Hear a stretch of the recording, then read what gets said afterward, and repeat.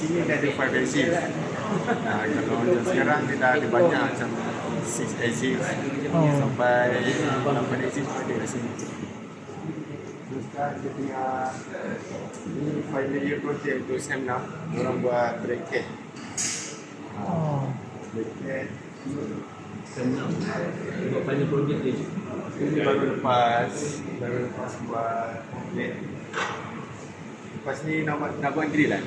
Grill. Nak buat grill. Lepas tu siap dia punya diameter yang bulat tu dalam dia ada 2. Yang atas ni okay, kalau yang macam atas ni diameter dia 32 kan. Yang dalam ni 15. Dia punya luas. Yang 15 ni tembus tu. Dalam dia 10. Yang dalam ni diameter 32, dia punya luas 10. Lepas tu drill